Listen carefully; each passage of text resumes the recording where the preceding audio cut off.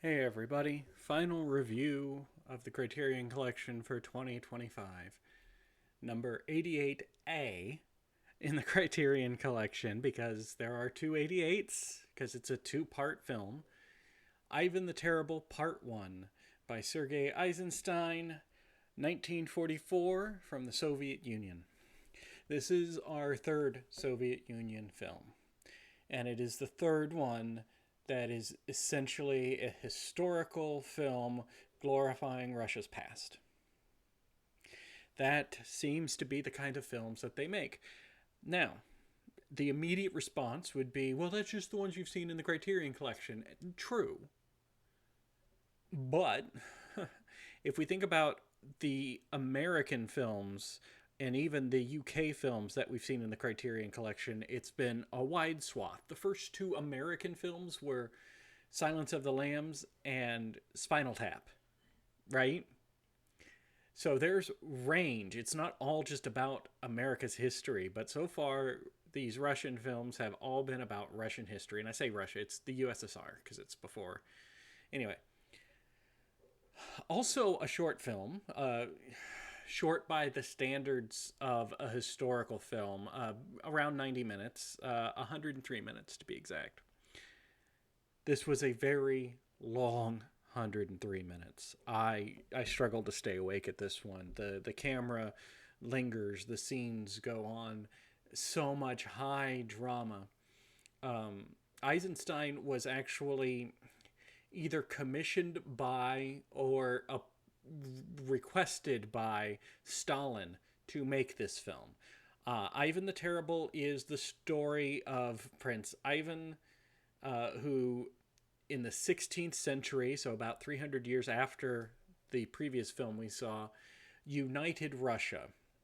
I don't know a lot about Russian history. I'm going from context in this film, so I may have some details incorrect, and I apologize if that's the case. But up until Ivan was crowned the Tsar by the church, Russia was really just a whole bunch of desperate or disparate kind of like city states run by boyars, little fiefdoms with no oversight, no unifying government. And so this is the story of Ivan, who is trying to bring Russia together as one massive country. And of course, the boyars don't want to give up power, so they're against him. People outside of Russia are against it because they don't want this gigantic, strong country. So he's got enemies on all sides as he's trying to consolidate power. He's also just not the greatest guy and the greatest judge of character. He's not a monster. I'm not quite sure yet why he's the terrible, but maybe that's in part two. Um, but he's not soft. He's not gentle. He's not a good communicator. He's not a bridge builder. He makes demands, and people better step up to those demands. Kind of a miserable movie to end the year on. It was just so very slow, so very drawn out, and honestly not that interesting. In 90 minutes, there's about five things that happen in this film. It's not an exaggeration.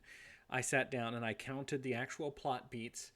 Five things happen, which is not a lot of things to happen.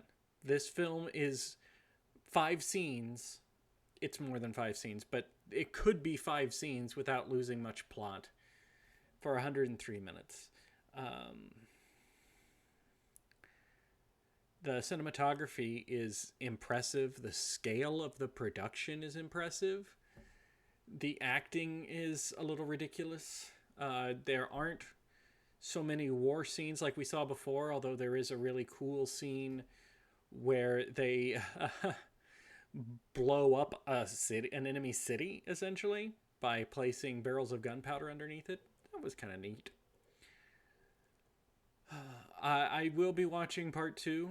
It's going to be a minute because I've got to get back to work. I've got to get back to my life. The holidays are over. But yes.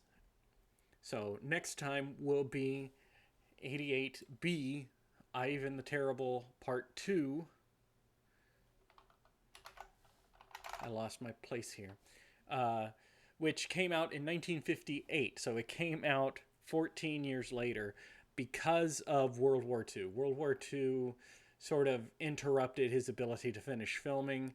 Um, and so he was able to get this first part out, but then it took time to get the resources to do the second part. And so there was a big delay. There was also supposed to be a third part, and we'll talk about why that didn't happen in the second part. Um, I will, near the first of the year, just do a look back on 2025 and the media I consumed. It's interesting to me. It might not be interesting to you, but it won't be part of this Criterion Collection review. So for that, I will see you guys next time at 88B. We made it through 2025. Congratulations. You're not getting enough credit for that. It feels like every year gets a little bit harder. And it's not just you who feels that way. There's a lot of us that feel that way. But it could always change. The pendulum can always swing back, and it's important to stick around to see what's next. So I hope everybody seeing this sticks around, and I hope I get to see you again, and we can continue to talk about movies.